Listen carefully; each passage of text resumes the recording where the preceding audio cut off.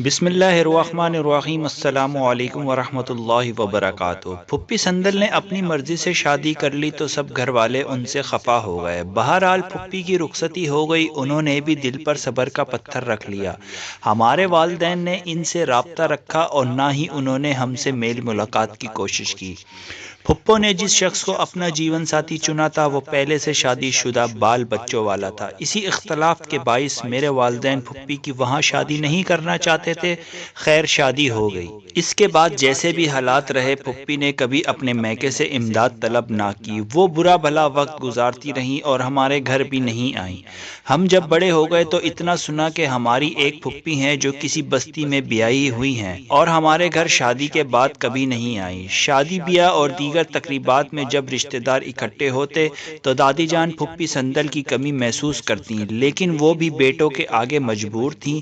تاہم جب دادی کا وقت قریب آیا تو مرنے سے پہلے انہوں نے میرے والد کو بلا کر کہا کہ اگر کبھی سندل یا اس کی اولاد خود رابطہ کرے تو میری آخری خواہش یہ ہے کہ تم لوگ ٹھکرانا نہیں، اس کی خطا کو معاف کر دینا اور اسے گلے لگا لینا۔ اگر وہ تم لوگوں سے دوبارہ رشتہ جوڑنا چاہے، اس کی اولاد سے اپنی اولاد کا رشتہ کر کے اس برسوں کے ٹوٹے ہوئے تعلق کو جوڑ لینا۔ ابو جان نے وعدہ کر لیا، اللہ کا کرنا کہ اس کے 3 دن کے بعد دادی جان فوت ہو گئیں۔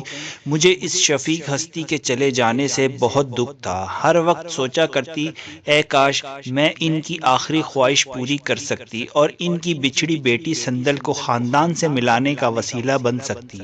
یہ مگر بہت مشکل تھا، بلکہ ناممکن سی بات لگتی تھی۔ اب صرف دعا کا ہی سہارا رہ گیا تھا۔ ایک دن میں گھر میں کھانا پکا رہی تھی کہ فون کی بیل ہوئی۔ میں نے ریسیور اٹھایا، ایک اجنبی لڑکے کی آواز تھی۔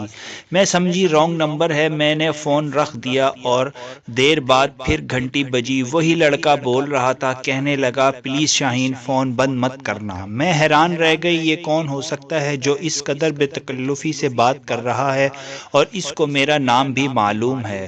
پوچھا، آپ کون صاحب بات کر رہے ہیں؟ کہنے لگا، میں تمہاری پھپھی سندل کا بیٹا بات کر رہا ہوں۔ پھپھی سندل کا نام سن کر میرا دل دھڑکنے لگا۔ مجھے کس قدر اشتیاق تھا ان سے ملنے کا، ان کو دیکھنے کا، اور آج ان کا بیٹا ہمارے گھر فون کر رہا ہے۔ میں تو اس دن کو ترستی تھی جب کبھی میں اپنی پھپھی کو دیکھوں۔ بارہا دادی جان کے منہ سے ان کا نام سنا تھا۔ دادی کبھی کبھی اپنی اس بیٹی کو یاد کر کے ٹھنڈی آہیں بھرتی تھیں اور آنسو بہایا کرتی تھیں، جس کو اپنی پسند کی شادی کرنے کی سزا ملی تھی۔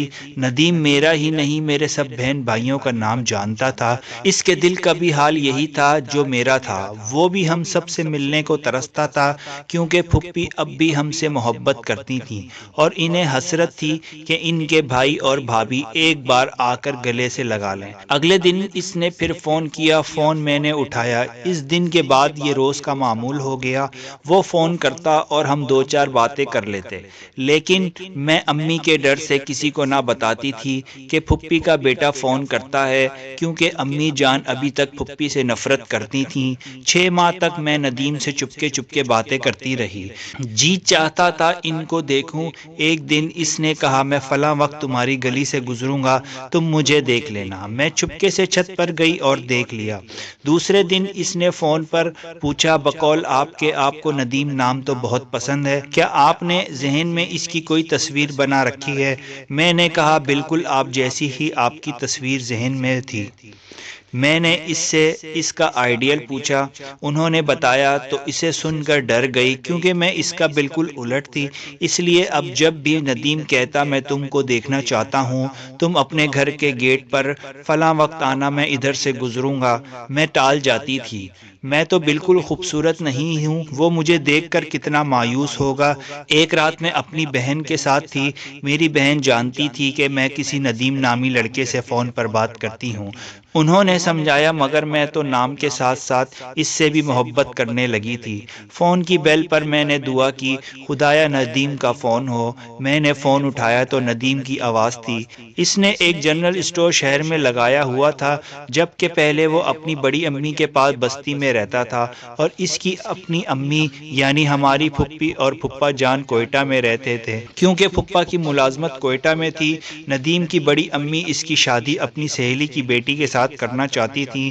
اس نے فون کر کے مجھے سب کچھ بتا دیا اور پوچھا اب میں کیا کروں۔ میں تو پریشان ہو گئی مگر جلدی سے خود کو سنبھال لیا کہ اگر میں اس سے محبت کرنے لگی ہوں تو ضروری نہیں کہ ندیم بھی مجھ سے محبت کرتا ہو۔ اس نے تو مجھے ابھی تک دیکھا بھی نہیں تھا، لہٰذا میں نے کہا آپ وہاں شادی کر لیں۔ ندیم نے پوچھا کیا آپ میرے ساتھ محض وقت گزاری کر رہی ہیں؟ مجھے بہت برا لگا۔ پھر انہوں نے کہا کیا آپ مجھ سے شادی کریں گی؟ اگر ہاں تو مجھے کتنا انتظار کرنا ہوگا؟ یہ برسوں کا خاندانی تنازع ہے، اس لیے میں کچھ نہیں کہہ سکتی۔ اس نے کہا آپ ہاں کر دیں، میں 10-20 سال نہیں ساری زندگی انتظار کر سکتا ہوں۔ میں رو پڑی اور فون بند کر دیا۔ مجھے یقین تھا کہ بڑوں کا تنازع کبھی ختم نہیں ہو سکتا۔ اگلے دن ڈائری میں سب باتیں لکھ رہی تھی اور رو رہی تھی۔ یقین تھا کہ ندیم اب نکاح کے بعد ہی آئیں گے کہ ان کی بہن کا فون آ گیا۔ ان کا نام ناہید تھا۔ انہوں نے کہا شاہین میں کل تم سے ملنے آؤں گی۔ میں گھبرا گئی کیونکہ امی کو تو ندیم کے بارے میں کچھ بتایا ہی نہیں تھا۔ دوسرے دن باجی ناہید آ گئی۔ کسی کو نہ بتایا کہ پھپھی سندل کی بیٹی ہے۔ بھابھی سمجھی کہ یہ میری سہیلی ہوگی۔ انہوں نے آ کر سب سے پہلے میرا پوچھا، پھر میرے کمرے میں چلی آئیں اور مجھے خوب پیار کیا۔ بتایا بھائی نے ضد کر کے بڑی امی سے انکار کر دیا ہے کہ وہ وہاں نکاح نہیں کریں گے، یہاں مجھے لائے ہیں تاکہ میں تم سے ملوں اور تمہاری رائے معلوم کر لوں۔ ناہید باجی اس جھگڑے کا کیا ہوگا جو میرے والدین نے برسوں سے اپنے دلوں میں پال رکھا ہے۔ وہ بھی میرے گلے لگ کر رونے لگیں کہ میری بھابھی صرف تم ہی بنو گی، اور اس رشتے کے توسط سے ہی ماموں اور ممانی سے ہم لوگوں کی صلح ہو گئی۔ کافی دیر تک کمرہ بند کر کے ہم دونوں روتی رہیں۔ پھر وہ میری ڈائری لے گئی کہ میں ندیم بھائی کو بتاؤں گی تم ان سے کتنا پیار کرتی ہو۔ اگلے دن ندیم کا فون آ گیا کہ پلیز مجھے معاف کر دو شاہین، مجھے خبر نہیں تھی کہ تم مجھ سے کتنی محبت کرتی ہو۔ تم نے مجھے کچھ بتایا تو ہوتا۔ میں نے جواب دیا کہ اب مجھے ہر بات اپنی زبان سے کہنی پڑے گی، میں تو ڈرتی تھی کہ آپ کا آئیڈیل نہیں ہوں۔ تو وہ بولے آپ جیسی بھی ہیں میرا آئیڈیل ہیں، اب میں اپنی امی کو آپ کے گھر بھیجوں گا۔ میرے لیے یہ تصور ہی بڑا خوش آئندہ تھا کہ پھپھی سندل ہمارے گھر آ رہی تھیں۔ مجھے ابو کی طرف سے اطمینان تھا کیونکہ انہوں نے دادی جان مرحومہ سے وعدہ کیا تھا کہ اگر کبھی پھپھی ہمارے گھر آئیں تو یہ ان کو ٹھکرائیں گے نہیں، جبکہ امی کی طرف سے خدشہ ضرور تھا، لیکن ان دنوں ہم دونوں بہنیں اپنے بھائی کے پاس تھیں جبکہ باقی بہن بھائی اور امی لاہور میں تھے۔ ایک دن پھپھی ہمارے گھر آ ہی گئیں۔ وہ دن میرے لیے جیسے عید کا دن تھا۔ برسوں کی خواہش پوری ہو گئی تھی۔ میں اور باجی ان کے گلے لگ گئے۔ انہوں نے ہمیں بہت پیار کیا۔ پھر باجی سے پوچھا کہ کہیں اس کا رشتہ تو طے نہیں ہوا؟ باجی نے کہا نہیں۔ تو وہ بولیں جب آپ کی امی آئیں تو مجھے بتا دینا۔ اس دن میں بہت خوش تھی کہ آنٹی تو مجھے مانگ لیں گی، اللہ کرے میرے گھر والے بھی مان جائیں۔ 2 ماہ بعد امی آئیں تو آنٹی بھی آ گئیں۔ میرا رشتہ مانگا۔ امی نے انہیں مایوس نہیں کیا۔ آنٹی سے گلے ملیں اور کہا کہ میرا بھی جی چاہتا تھا تم سے دوبارہ رشتہ قائم ہو، کیونکہ تمہاری والدہ تمہاری جدائی میں تڑپتی چل بسیں۔ میں ان کی خواہش کا ضرور احترام کروں گی، لیکن شاہین ابھی چھوٹی ہے، اس سے بڑی جو میری بیٹیاں ہیں آپ ان میں سے کسی کا رشتہ لے لیں۔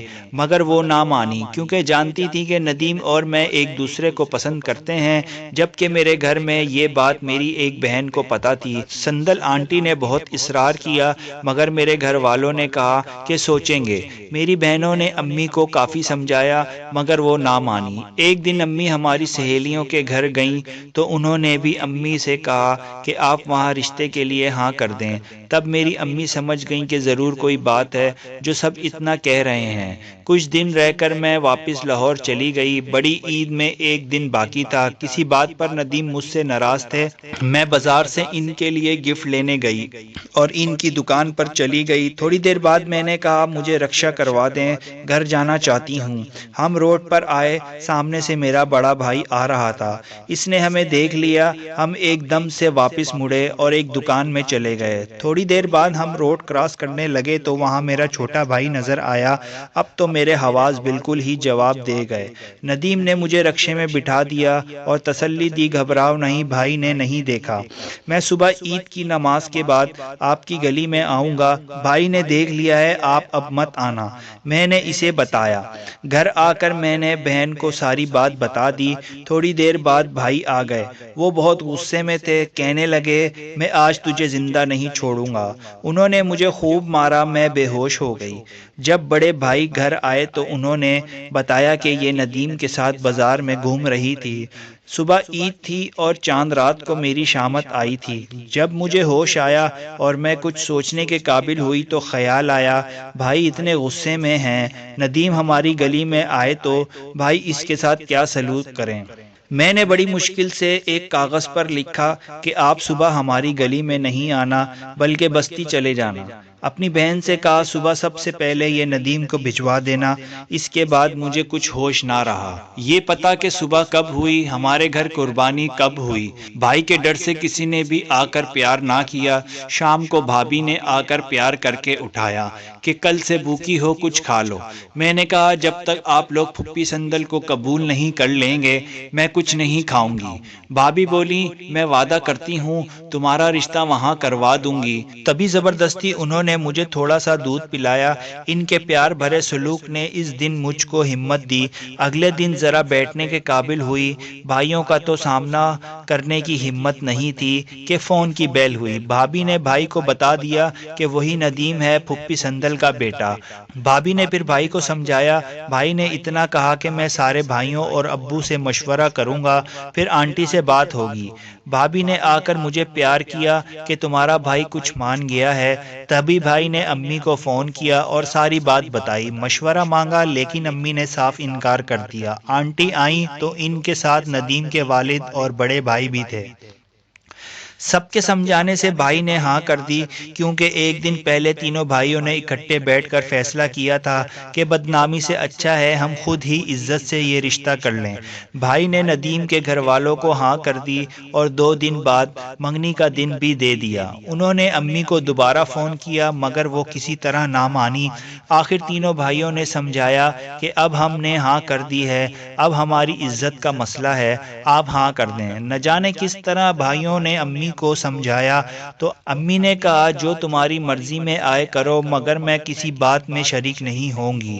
جس دن میری منگنی تھی بتا نہیں سکتی کہ میں کس قدر خوش تھی، اپنے آپ کو دنیا کی خوش نصیب لڑکی سمجھ رہی تھی۔ جس دن ندیم کے گھر والے ہمارے ہاں آئے اسی دن شام کو ہمارے گھر والے ان کے گھر منگنی کرنے گئے۔ میں گھر میں اکیلی تھی کہ فون کی بیل ہوئی، ریسیور اٹھایا تو ندیم تھے۔ انہوں نے بتایا کہ آپ کے گھر والے دوسرے کمرے میں ہیں، میں چوری سے آپ کو مبارکباد دے رہا ہوں۔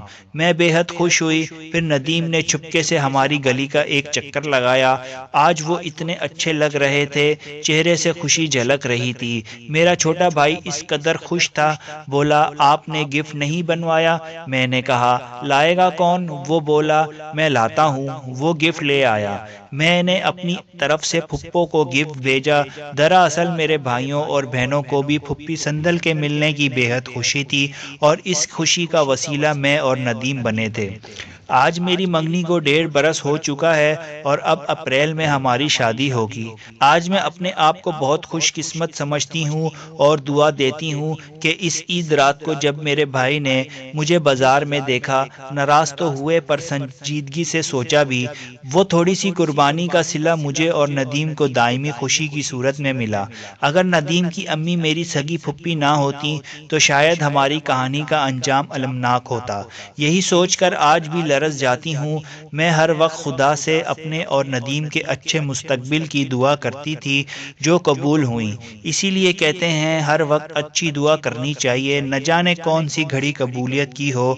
یہ میرا ایمان ہے، خدا سے دل سے جو بھی مانگو وہ ضرور ملتا ہے۔